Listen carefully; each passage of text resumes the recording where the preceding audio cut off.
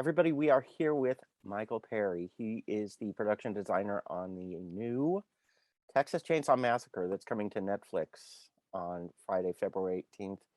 Michael, how are you today? I'm very well. I'm happy to finally talk about this. Been very under wraps for a while. Yeah, it's something. I can't believe I can't imagine what it was like to be not being able to talk about this and just Pretty weird. signing for it. But just for our audience at home, can you explain what your job was? Production designer. What is it that you did? Sort of overall production designer is in charge of the look, and there are many departments that come under that umbrella. I mean, sometimes it still happens that way, but props and set decorating, legitimately costumes, hair, makeup, special effects, all those come under that thing. Now, I don't usually interfere too much with costumes or any of those things, but anything that goes before the camera has to have my okay, basically. It has to have your stamp of approval as far as Yeah, the overall aesthetic. exactly. Very good. Yes, the overall aesthetic. And in this particular case, I had to build Texas in Bulgaria. Yeah, so you guys actually shot in Bulgaria, In and, Bulgaria. why? I mean, was it a Well, defense thing or? have you seen the movie? You haven't Yeah, seen the movie yet? yeah, Oh, yeah, you have? yeah. So we locked that town down for 38 days, Mhm. nights and days. You can't do that in a real town. Right, right. They get very angry very quickly. So what became cost effective was there was a small backlot there that had been built for, I think it was Alabama hurricane or something like that. So it had some of the support structures, Mhm. but we redid everything. We did 40 facades. Wow. Yeah, all done in Texas small town style. Mhm. And we built 4 or 5 like really big sets, like when you're in the interior of the bus, that was a build. Mhm. Because it's just the only way to do it. So it was a very, very, very, I mean, my initial reason for doing this is nobody gets to design a backlot anymore. Mhm. So it's like, sure, I'll take one of the cooler, build me a town. So yeah, so I built Texas. That's can you explain the look of this town, Harlow? What were you going for? Well, okay, this is a little esoteric, but I looked at lots of pictures of small West Texas towns, Mhm. and they're very ornate. And I learned that at the Chicago World's Fair, University of Texas had its first architectural class, and they went to the Chicago's World's Fair and were influenced by that. So when these towns were built at the turn of the century, they have all these flourishes and the brickwork's very intricate, and you're in the middle of nowhere and you're like, what, how, why isn't this just a wooden shack? That's Because because it was the beginning of architecture in Texas. that's Yeah.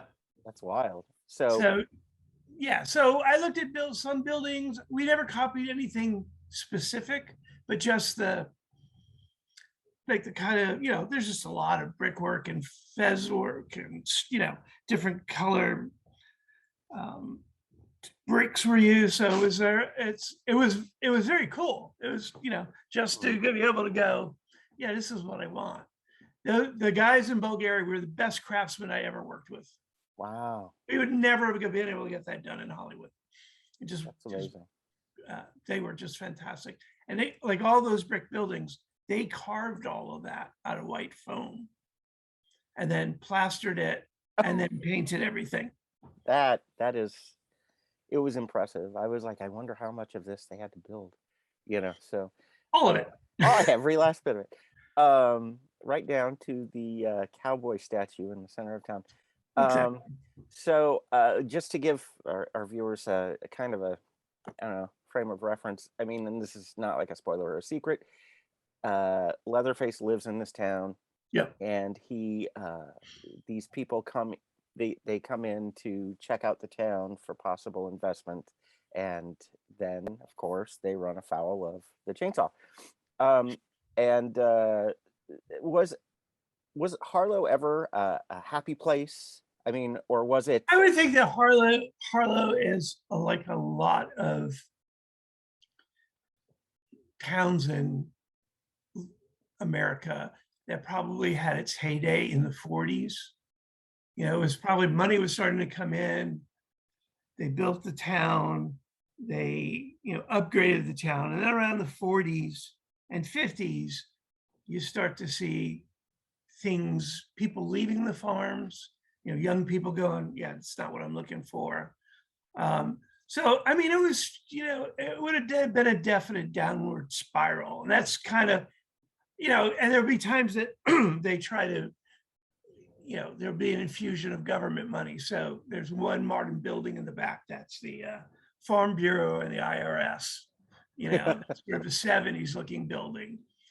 But then things, I shot a couple of towns in Ohio that were like this, where, it's just the old people left.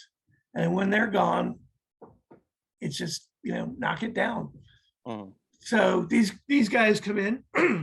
There's a town in Texas called Massacre, which became a big art installation. So their idea of turning it into something cool is not out of thin air. It's been done. Mm. So yeah, one thing that really cracked me up was the tour bus that was carrying the investors, because outside it was totally retro. Inside it was like this party house. Yes. So, okay, whose idea was that? Why? How did that come up? And explain. Well, first thing was, what kind of bus could we find in Europe that was okay, fair, right? fair. So weirdly enough, in I believe Germany, we found that, and that's a 1949. What do they call it? Not the Starlight, or Scenic Cruiser, which was Greyhound bus for long distances, so you could sit up and kind of see the world. So we got one, and we knew it wouldn't be original, but that, it could have been turned into something. And then when the bus came, it actually been turned into like a camper that someone had done. So we gutted it, and then it was like, what if you've got investors, not unlike film production meeting, you do what makes them most comfortable. So it's leather, there's food, there's liquor, you're driving around in the middle of nowhere. So it's just it's just the look we came up with. I picked the white ceiling for the obvious reason, because I thought, I don't want to be any question about what's happening here. Exactly. And it looked very Virgin Airlines with the purple lighting. Absolutely. Yeah, it was funny. That was super funny. So there's something kind of beautifully sad about where Leatherface ended up, and after the events of the first film. How did you approach the look of the orphanage, and how did you connect the past with the present visually? Well, I didn't want to be too heavy-handed in it. But the orphanage itself, as time has gone on, there are no more kids, and he has that little weird room that he's kind of got stuff in. Mhm. And I did only one piece of bone furniture that isn't really even pushed, but it's there, Mhm. you know? So our thing is, if he's quiet and he feels safe, he's good. There's obvious weird things. He's got bones and, it's not like you wanted him to go visit anybody. I don't think he's even been outside. That's one of the things we were trying to figure out. Has he actually even been outside of this house for the last 50 years? Mhm. Whereas, he doesn't know what the internet is. He doesn't, it's a cocoon, and he doesn't have those urges anymore Mhm. until something makes him feel like he has an urge again. And what's funny is you almost you relate, so in a weird way. But so overall speaking, what was Yeah. your main directive with Texas Chainsaw Massacre, and do you feel like you succeeded? Um, my job is to create a world where that movie can exist. Mhm. So, that could be outer space, that could be in a Texas. I mean, last week I had a movie open that was a rom-com. So, right. So it is about aesthetics. It's not about my taste. It's about the aesthetics, Mhm. the aesthetics of the movie and what you're trying to achieve with the movie. So the big basis of the movie is obviously to build this town, the gas station, and make it all seem like Texas, so it doesn't pull the audience out of it. And Mhm. I think we succeeded very well with that. Mhm. I think we paid enough attention to detail and took care of that. Then it's about the action, setting up stuff with stunts so things can happen, sort of technical things that lead to the freedom for the director to have this chainsaw wherever he wants, the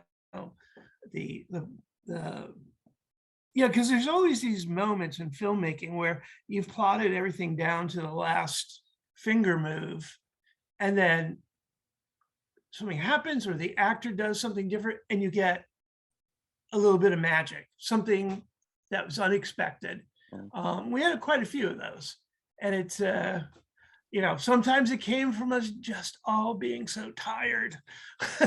We had 6-day weeks. Ah. It was and the director David Garcia and the DP Rick Diaz, they came in, they replaced the original directors Mhm. 4 days into production. We were shooting. So we went down, we went down that week, and it was just, us all figuring, the three of us figuring out, like, where are the lights going to be? Because now it's a different emphasis. Mhm. So we repainted some things, we added a few things. There's a set in there that wasn't there originally, so that he could put his stamp on. Mhm. I was amazed that he could do it, because it was just shoot, shoot, shoot, shoot. Never, he just had to trust his gut and go. Mhm. And Rick and he are friends, so he had that kind of relationship going, Mhm. because he didn't know me from anybody, Mhm. as far as I was the studio guy. He wasn't sure if I was going to hinder or help, but it was about the movie, so it was plenty of help.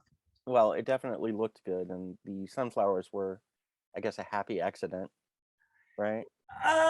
Well, we discovered, in the beginning, we were looking at stuff. We were trying to find a field of wheat, or something that's generic, Mhm. and then we found these sunflower seeds were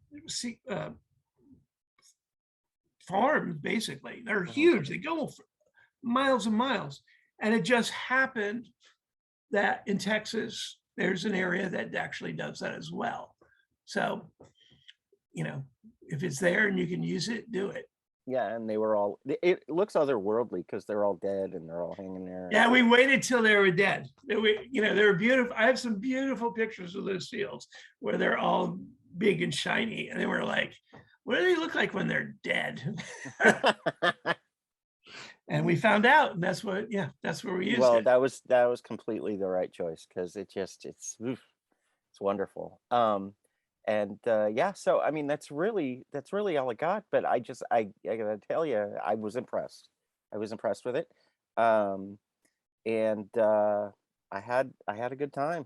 So That's, it's funny because I know before there was a lot of, oh, what happened to this one? And they lost their directors. Oh, I don't have high hopes for this, whatever. mm, And I think the expectations in some ways were so low, and in our heads, our bar was so high mhm. that I think that it's going to be successful in that way. I think it'll make the old fans happy, and I think it gives a good, scary movie. Yeah, it did the job. Yeah, I honestly think that it's uh you know the better of the sequels, you know. yeah. So it's no, it's not bad. So not bad at all, which is high praise for me. So Well, thank you. I appreciate that. well, again, thank you for taking the time. No problem. I love going into this and really digging deep into the craft of filmmaking and making sure that everybody like yourself actually gets to talk about it and really share with people what they do. So Yeah. thank you for taking Thank the you. time. All right. Everybody, Netflix is going to be releasing Texas Chainsaw Massacre this Friday. So go and watch Michael Perry's production design and all of the blood. So, Michael, thank you for Blood. taking the time, And sir. Yes, that is the original chainsaw from the first movie. it is. It is. We got that from some of the original. I don't want to say who, but It's fine. we got it from someone who was had the original one. That's amazing. Oh, and Yeah. the original narrator. So there you go. Exactly. We pay homage. Very good. Well, All right. everybody, check out the movie. Michael, thank you so much for taking the time, You're very and best of welcome. luck on the release. Thank you. All right. Bye. Bye.